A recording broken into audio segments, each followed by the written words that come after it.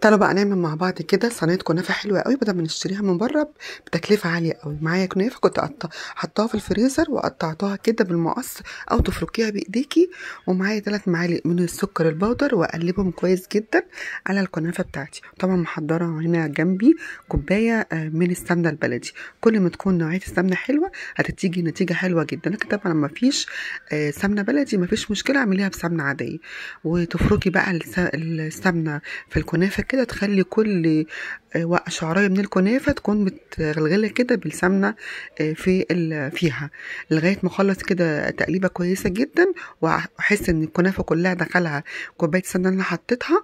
هكون طبعا مجهزه صينيه جنبي وهفردها كويس جدا واضغط عليها باي حاجه، صينيه اقل منها او الهراسه بتاعه البطاطس.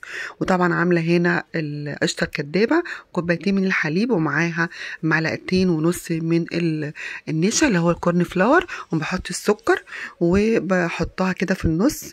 وبعد كده بجيب بقى بقيه الكنافه واحاول ان انا بقى اسويها كده من الحروف الاول، احط في الحروف كده بتاعه الصينيه بتاعتي، وبعد كده اغطي الكريمه بتاعتي من النص كده، واضغط بايديا بالراحه جدا من الحروف وبالراحه كده خالص من فوق، علشان طبعا الكريمه بتاعتي ما تبوظش كده وتطلع من الكنافه. طبعا اكون مسخنه الفرن على درجه حراره 220 او 250 من قبلها بربع ساعه، يكون حامي يعني، وادخلها الفرن.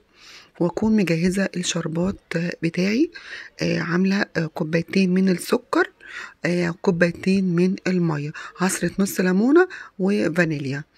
تمام.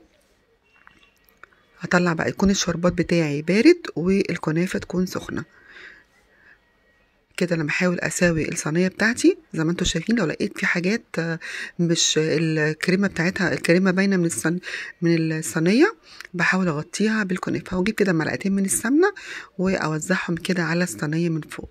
تمام. طبعا لسه مكملين معايا لغايه دلوقتي، اتمنى طبعا تعملوا لايك للفيديو وتشتركوا في القناه لو لسه جداد على قناتي.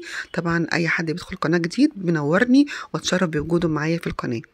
هدخلها بقى الفرن ونشوفها بعد ما تخرج. دلوقتي خرجت معايا، شايفين لونها جميل جدا. ولما تلاقي بقى كده السيرب او الشربات الكنافه بتاعتك شربتها، تبقى كده الصينيه بتاعتك الكنافه تكون تمام وحلوه ومظبوطه. هسيبها اغطيها واسيبها تبرد بقى، وبعد كده نقطعها مع بعض.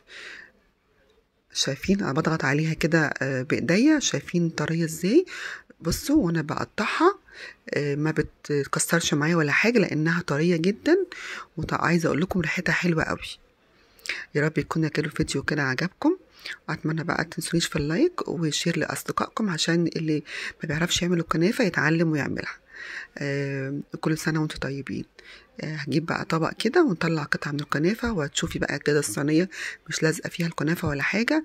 بجد كده حاجه جميله وتحفه قوي، بدل ما نشتريها من بره بقت الحاجات كلها غاليه واسعارها مرتفعه جدا.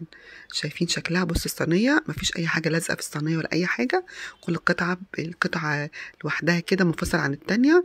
طعمها عايزه اقول لكم رهيب رهيب وتحفه قوي وطريه، والسمنه البلدي ريحه الكنافه حلوه قوي قوي، مش ناشفه ولا حاجه، طبقه مقرمشه من فوق وطريه من تحت. تحفه بجد. اتمنى يا رب تجربوها بنفس الطريقه كده، هتعملوا معاكم احلى كنافه. شايفين وانا بقطع معاكم الكنافه؟ بصوا طريه جدا بجد، تحفه. والريحه بقى مش قادره اقول لكم على الريحه بتاعتها عامله ازاي. يا رب كده تعجبكم. تفضلوا معايا بالف هنا، واللي لسه ما جربهاش يجربها. طبعا الكنافه بنعملها في رمضان كتير، وفي الايام العاديه تبقى حاجات بسيطه، بس طبعا انتوا كلنا اكيد بنحب الكنافه، واللي بيحبها طبعا يعملها احسن في البيت بدل ما يشتريها الكيلو دلوقتي